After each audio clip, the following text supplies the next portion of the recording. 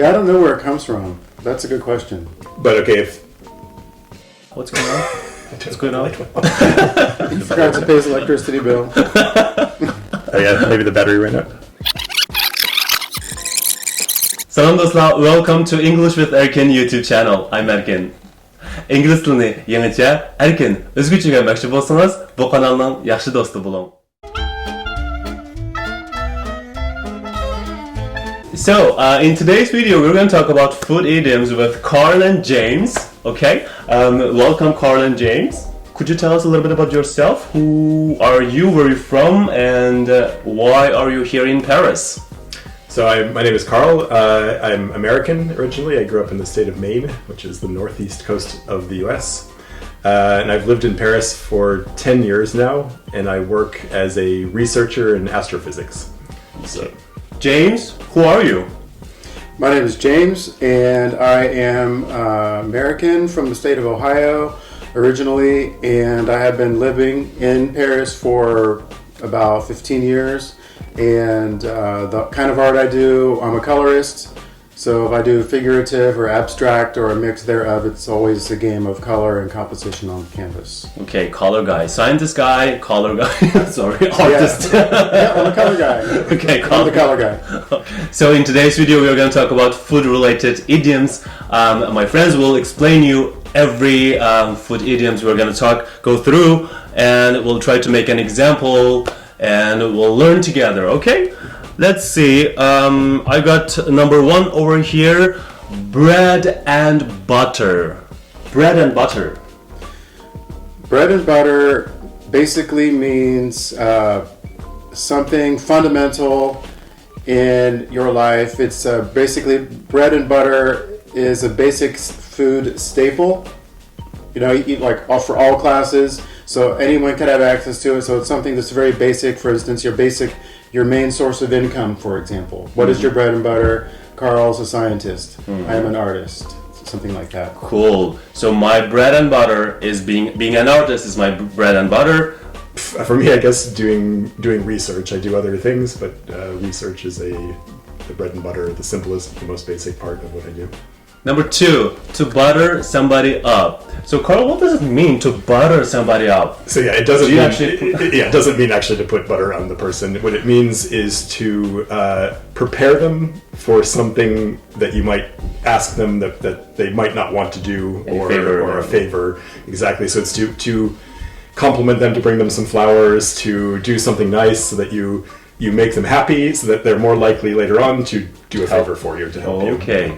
Good, great. So, how do you make an example? For example, to butter somebody up? Would you like to make an example? Well, you know, it's kind of like to soften someone up, to make them more open to your idea. So let's say maybe you want to ask your boss for a raise. So you butter your boss up by saying, you know, I think you're a great boss. I love being here. You really run a good department. And then maybe a few days later, you ask for the raise. Okay, just being nice, and or maybe eventually giving some flowers.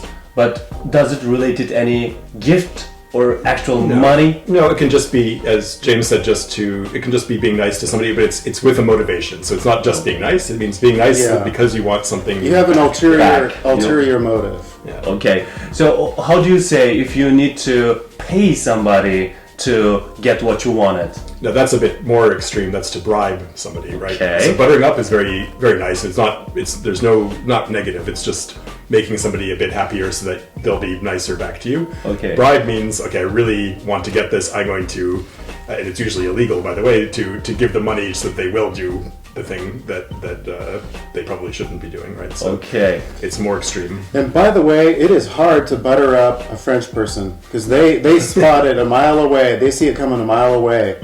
So it's easier to use in other places, but in France you got to be really, really slick with it. Okay, that's good to know. Yeah. Basically you have the bread and butter, or to butter someone up, and then you have a bribe, and then the highest level would be extortion.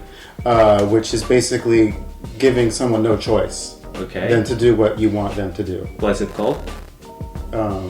Extortion? I was expecting blackmail. Oh, blackmail. Blackmail and extortion, it's the same thing, right? It's the same word, yeah. Blackmail, extortion, yeah. Okay, so blackmailing is They have the no high- choice. See, buttering up is very, very nice. Then To bribe. bribing, then blackmailing. That's Perfect. Very, Yeah. But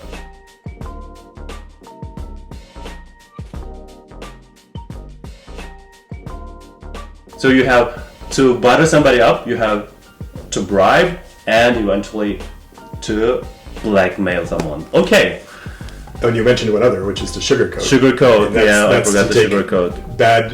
a bad piece of information and wrap it in something a bit nicer, which is like coating it in sugar. So you, rather than telling them the bad information, you make it sound nicer. You do something to ease it. So it's not quite the same as To bribe or to yeah, butter it's somebody up. it's more direct.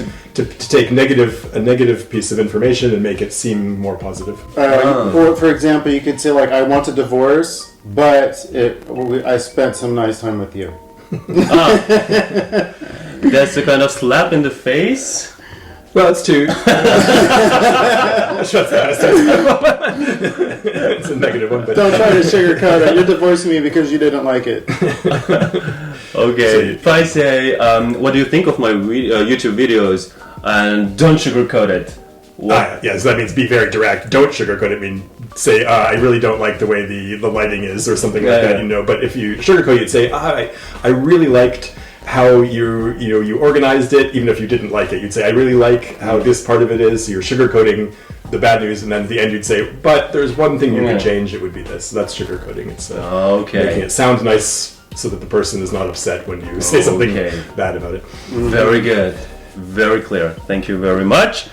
Okay, so the next one is to have a bun in the oven. Okay, to have a bun in the oven. There was a time when to use the word pregnant was considered offensive because it was kind of vulgar.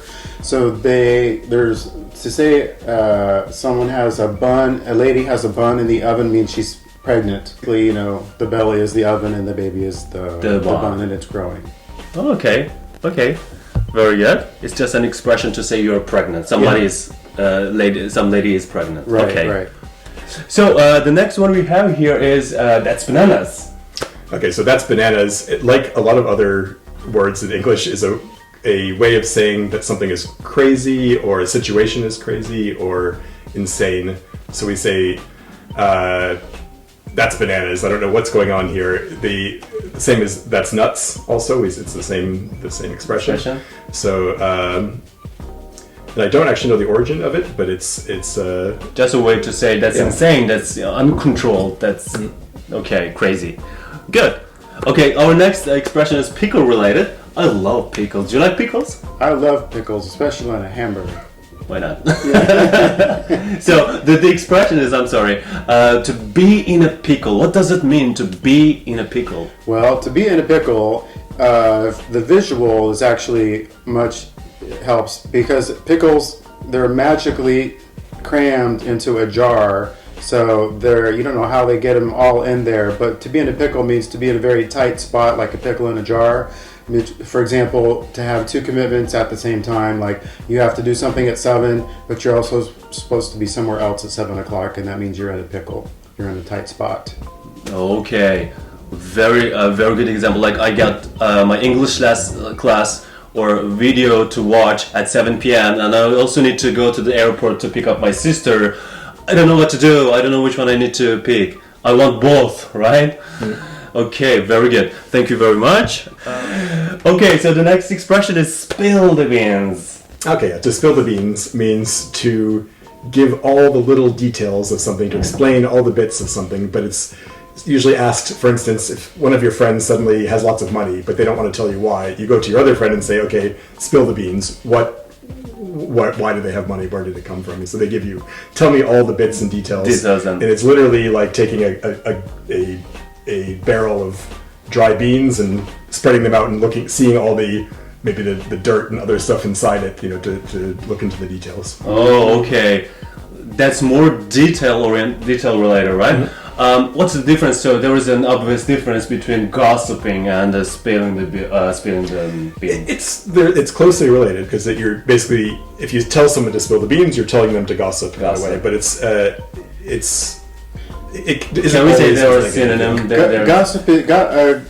Spilling the beans is more factual related, and gossiping is more like imagining what someone said or like talking bad about someone, more opinions like this. I think. And you're giving your opinion about that thing. You're not necessarily sure about the right. The real story thing, changes the every story. time someone else tells it, but to spill the beans is more factual. Like, okay, tell me exactly all the little details. Okay, that's what we're gonna. Okay. So the next expression is something smells fishy. I hate the smell of the fish. Do you? How do you like? No, I don't particularly care for the smell of fish. And no one does. So if something smells fishy, basically I'll go back to the visual where you basically get the same expression on your face when you smell fish as you do when you think that there's a situation that is be like this, like you scrunch your face up because so the smell of fish or something is just not right about a situation. Nice. So it's often when there is something like a scam happening, you think, okay, this seems too good to be true, therefore something smells fishy. There should be something. Something's wrong, but I don't know what, but something's wrong. So you say something smells fishy. You're being suspicious about something. Yeah, exactly. It's a suspicion that a situation is wrong. There's something wrong with it. It's too good to be true. Yeah, too good to be true. Yeah, that's a good way to say it. So when something is too good to be true, you can use this expression. Okay, thank you very much, guys. That's pretty much everything we need to talk about today. Food-related idioms for today. Thanks for your time, Karl. Thanks for your time, James. You're welcome. And on behalf of my audience, my Uyghur people, I'll thank you guys. Bye bye. I'll see you next week. Bye.